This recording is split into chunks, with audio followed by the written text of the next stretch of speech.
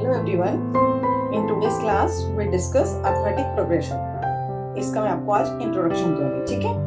Exercises हम बाद में करेंगे। तो जैसे सपोज करो कि आप कोई फॉलोइंग लिस्ट ऑफ नंबर्स है, जैसे 1 2 3 4, एक सीरीज है, एक लिस्ट है, ठीक है?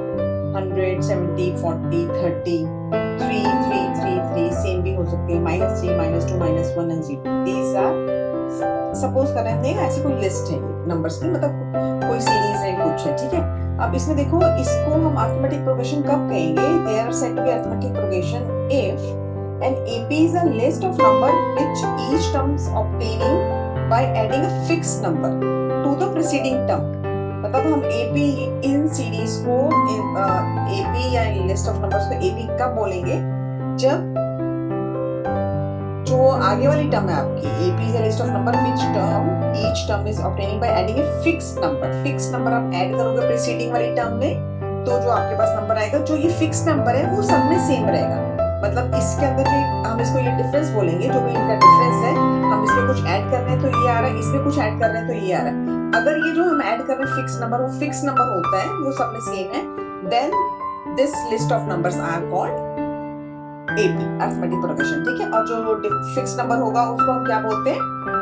कॉमन डिफरेंस डी, ठीक है? जो कॉमन डिफरेंस है वो क्या है आपका? पॉजिटिव भी हो सकता है, नेगेटिव भी हो सकता है और जीरो भी हो सकता है, कुछ भी हो सकता है उसमें, ठीक है? अगर आपका फिक्स्ड नंबर सब में सेम आ रहा है तो वो आपके पास एक एपी बन जाएगी, ठीक है? अब एपी के जैसे हम एग्जांपल्स देखते हैं आगे। ओके, जनरल टर्म देखते हैं। पहले तो इसकी जनरल टर्म क्या होगी? जनरल टर्म क्या है एपी की?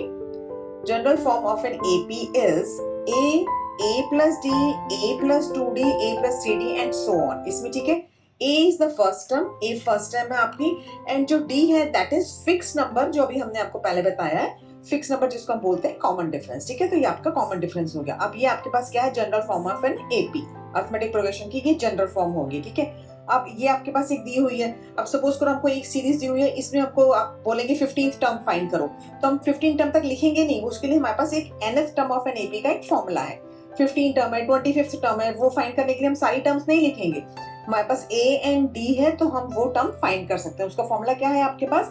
nth term of an AP is an मींस nth term is equal to a क्या है आपके पास? First term plus n-1 d। n यहाँ पे क्या है?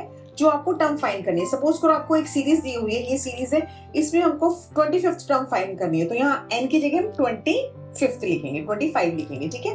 25 n-1 d, ठीक है? d आपके पास क्या है? कॉमन डिफरेंस है, तो ये आपका nth टर्म फाइंड करने का फॉर्मूला हो गया, ठीक है? ऐसे ही अगर आपके पास n टर्म्स दी हुई है, उन सारी टर्म्स का सम फाइंड करना है। जैसे आपके पास ये सीरीज है, यहाँ आपको सपोज करो 10 टर्म्स तक है, सबका प्लस करना है, तो हम एक टर्म को प्लस नहीं करेंगे, उसके लिए भी हमारे पास एक फॉर्मूला है। फॉर्मूला क्या है? s is equal to n/2 2a plus n-1 d, ठीक है? इसमें क्या है? n आपके पास जो आपको जितनी टर्म्स का सम फाइंड करना है, a is a first term, n आपके पास नंबर है और d आपका कॉमन डिफरेंस, ठीक है? एक ये फॉर्मूला है। और अगर आपके पास लास्ट टर्म गिवन है, सपोज करो हमारे पास यहाँ से जैसे कोई सीरीज स्टार्ट हो रही है 1 2 3 एंड सो ऑन करके, यहाँ पे आपके पास 25 है, ये लास्ट नंबर गिवन है आपके पास, फर्स्ट टर्म भी गिवन है, लास्ट टर्म भी गिवन है, ठीक है? तो इसमें फॉर्मूला क्या लगेगा? s is equal to n/2 a plus l।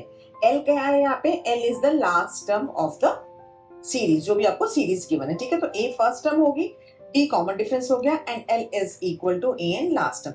अब आपके पास यही फॉर्मूलेज हैं जो हम आपको इस चैप्टर में यूज करेंगे।